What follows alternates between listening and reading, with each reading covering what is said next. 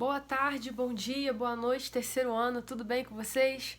Bom, hoje nós vamos fazer a nossa revisão para a nossa prova, que será no dia 17 de julho. Então vamos lá, gente. A primeira pergunta que nós precisamos fazer aqui antes de entrar nas revisões é: quais são as vanguardas europeias, tá bom? Porque nós estudamos exatamente sobre elas nesse bimestre. Nós estudamos sobre algumas delas, não deu para estudar todas as vanguardas, mas se a gente parar para observar as vanguardas, nós estudamos sobre o impressionismo, expressionismo, fauvismo, cubismo. Foram as quatro que nós aí estudamos, que deu tempo de nós estudarmos.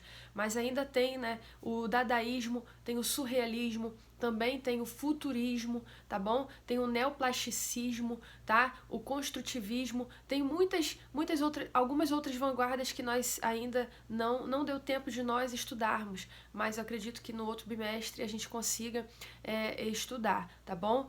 Mas foram basicamente essas quatro que nós começamos, foram o impressionismo, expressionismo, futurismo e cubismo, tá bom? Quando a gente para analisar o impressionismo, né, nós vemos Monet, um dos mais importantes artistas desse período, onde ele pinta, né, o sobrinho com a esposa dele ao ar livre.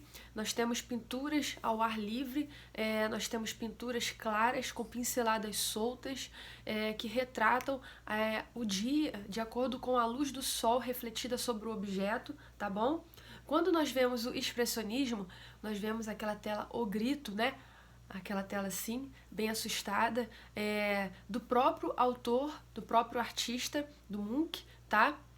Ele retrata nessa tela a sua própria angústia, o seu próprio tormento, tá? E quando nós olhamos para essa tela, o que nós observamos, né? Ao olhar, nós temos um encontro com a nossa própria angústia, nós temos um encontro com a nossa própria tristeza, tá bom? O expressionismo, ele retrata isso, as angústias da alma, o pessimismo, a solidão, tudo que é de dentro, né? Tudo que está dentro do ser humano, ele tenta trazer para fora através das suas pinturas, tá? Por isso que dá esse nome do expressionismo, ok, gente?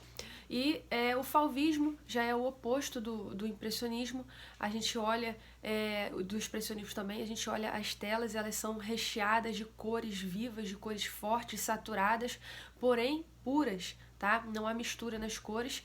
E nós vemos pinturas e telas como a alegria de viver, telas alegres, sem nenhuma conotação política, sem nenhuma manifestação política, tá? Nós vemos apenas quadros que refletem alegria, que refletem coisas do cotidiano, mas ao mesmo tempo fantasiosas. Não existe realidade, né, nas telas do fauvismo. Não existe coisas que refletem a realidade, como, né, o realismo, como o naturalismo. São coisas bem fantasiosas, com cores saturadas, cores fortes, ok? Então são essas quatro basicamente que nós vemos aqui. Nós vamos ter perguntas na nossa prova que falam sobre essas vanguardas, e também tem o cubismo, tá?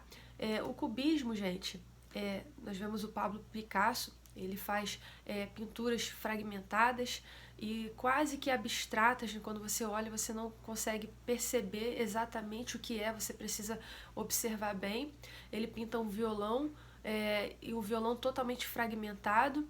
Nós temos duas vertentes no cubismo, né, a sintética e a analítica. A analítica é um pouco mais difícil, porque você tem que analisar a pintura fragmentada de acordo com o que você está vendo ali, não dá para você entender muito bem.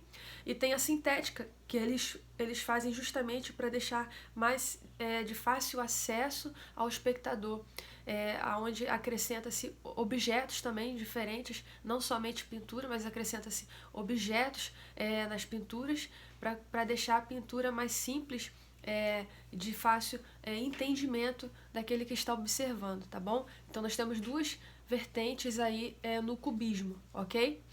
E o cubismo, ele não serve a cor, tá? Diferente do fauvismo, que serve totalmente à cor, o cubismo ele serve à geometrização. Nós vemos pinturas que são geometrizadas e chapadas no primeiro plano, tá? Nós vemos aquelas senhoritas de David-Glon, elas, quando você olha para aquela pintura, você vê, parece que elas estão quase saltando em cima de você, porque não tem profundidade na pintura. Não tem, tá? Então, uma das características do cubismo também é isso, não há profundidade e serve a cor, tá bom? E não serve a cor, e sim a geometrização, ok, gente? São essas 4 coisas aí. Vamos ver aqui o que mais tem. Nós vemos também bastante perguntas aqui sobre o fauvismo, quando fala sobre uma temática leve, baseada na alegria de viver, nas emoções, e não tinha fundamentação crítica nem política, tá bom? A questão do fauvismo, tá? Dessa vanguarda europeia. Então são essas 4 que vocês vão precisar estudar para fazer a nossa prova, que está muito fácil. Elas vão cair... algumas questões, né, parecidas caem no Enem, caem nos vestibulares, tá bom? História da arte é muito importante também, tá? Fiquem com Deus e tchau, tchau.